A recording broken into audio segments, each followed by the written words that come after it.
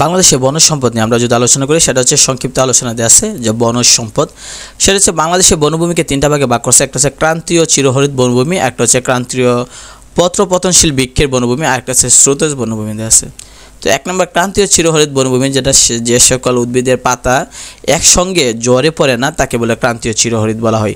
বাংলাদেশের খাগড়াছড়ি, রাঙ্গামাটি, বান্দরবানের প্রায় সব অংশে এবং সিলেট ও চট্টগ্রাম অঞ্চলে কিছু অংশে এ বনভূমি বিস্তৃত। এ বনভূমির বৃক্ষ হচ্ছে ময়না, তেলসুট, চাপালিশ, গর্জন, গামার, জারুল, শিমুল এবং হুগলা।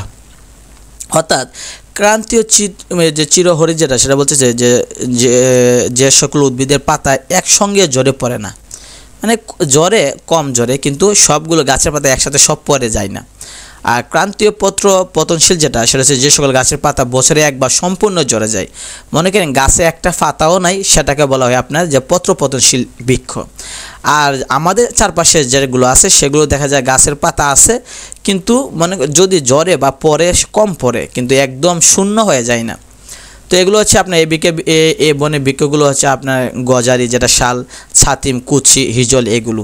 তো এগুলো আবার দুই বনভূমিকে দুই ভাগে ভাগ করছে। একটা হচ্ছে ময়মনসিংহ অঞ্চলে গাজীপুর এবং মধুপুরে বাওয়ালগড়, আরেকটা হচ্ছে রাজশাহী বরেন্দ্রভূমি। এই হচ্ছে কি আপনার এই যে অঞ্চলগুলো আছে সেগুলো বলা হয় এই পত্রপতনশীল বৃক্ষের বনভূমি বলা হয়। আর স্রোত যেটা সেটা হচ্ছে আমরা জানি যে এই যে বনভূমি জোয়ারে পানিতে প্লাবিত হয়, বাটার সময় শুকিয়ে যায়, সেটা হয়তো সমুদ্রের তীরে যেগুলো আছে সেগুলো বলা হয় স্রোতজ বনভূমি বলা হয়। যেমন সুন্দরবন তার আরেকটা নাম হচ্ছে বাদাবন, সুন্দরবনের কিন্তু আরেক নাম হচ্ছে বাদাবন। তো সুন্দরবনের আশেপাশে যেগুলো আছে সমুদ্র তীরবর্তী যেটা সেটা স্রোতজ বনভূমি বলা হয়।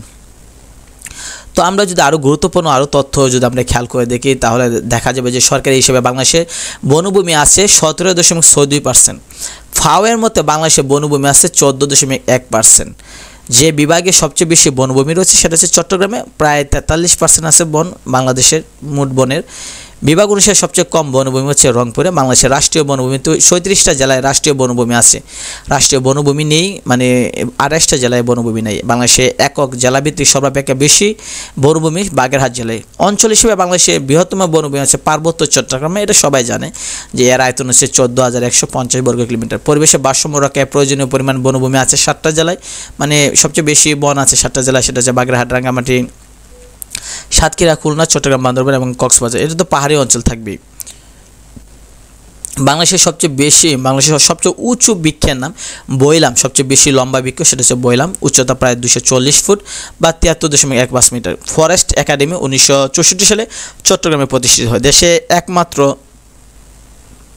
সোয়াম্প বা জলাভূমি ফরেস্ট যেটা হচ্ছে রাতারগুল ফরেস্ট, গোয়াইনঘাট সিলেটে সোয়াম্প ফরেস্ট বলা হয় বা জলাভূমি বলা হয়।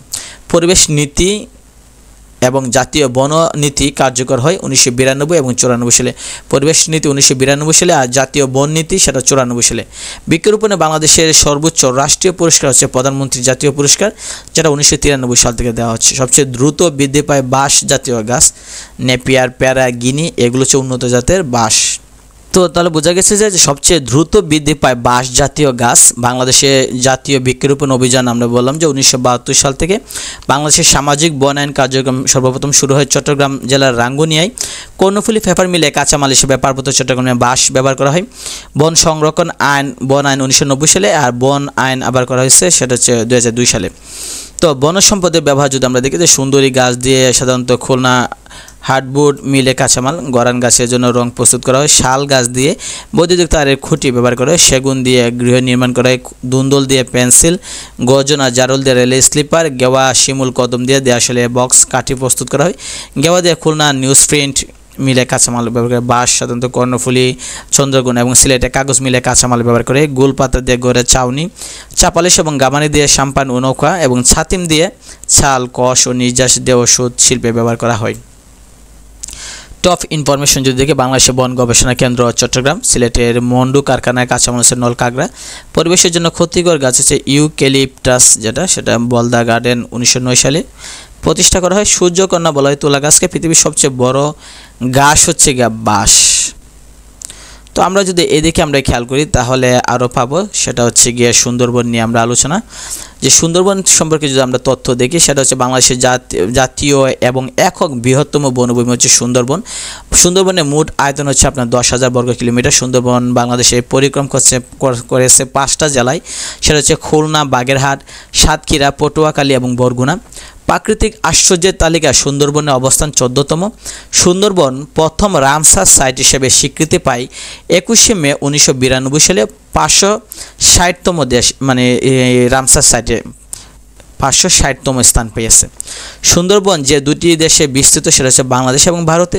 সুন্দরবন বাংলাদেশে পড়েছে 62%, যেটা হচ্ছে 6017 বর্গ কিলোমিটার, আর ভারতে পড়ছে 38% পড়ছে। সুন্দরবনের প্রধান বৃক্ষ সুন্দরী, এক গাছ 40 থেকে 60 ফুট উঁচু হয়। সুন্দরবনের প্রধান বনজ সম্পদ হচ্ছে সুন্দরী, গেওয়া, কেওড়া, গরান, দুন্দল প্রভৃতি কাঠ এবং গুলপাতা ও মধু।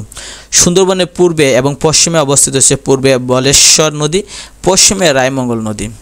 সুন্দরবনের পাদদেশে অবস্থিত হচ্ছে হিরন পয়েন্ট, টাইগার পয়েন্ট এবং জাফর পয়েন্ট, এগুলো হচ্ছে সুন্দরবনে অবস্থিত। সুন্দরবনে বাঘ গণনা পদ্ধতি হচ্ছে পাগমার্ক পদ্ধতি, এছাড়াও রয়েছে ডিজিটাল ক্যামেরা দিয়ে ট্র্যাকিং করার পদ্ধতিও আছে। বাংলাদেশের যে বনাঞ্চলে প্রচুর গুলপাতা জন্মায়, সেটা হচ্ছে সুন্দরবন। সুন্দরবনে অভয়ারণ্য বলা হয় হিরন পয়েন্ট, কটকা এবং আলকি দ্বীপকে, এই 3টা পয়েন্টকে বলা হয় আপনার অভয়ারণ্য বলা হয়। মানে অনেক সৌন্দর্য জায়গা এখানে আছে। সুন্দরবনের নামকরণ করা আছে সুন্দরী বৃক্ষ থেকে, তবে এর আরেকটা নাম আছে বাদাবন অথবা গরান। টপ ইনফরমেশন যদি দেখি, পৃথিবীর বৃহত্তম ম্যানগ্রোভ বন সুন্দরবন, অপর নাম হচ্ছে গরান বনভূমি বা বাদাবন। সুন্দরবন দিবস 14 ফেব্রুয়ারি। সুন্দরবনের মোয়ালিদের পেশা হচ্ছে মধু সংগ্রহ করা।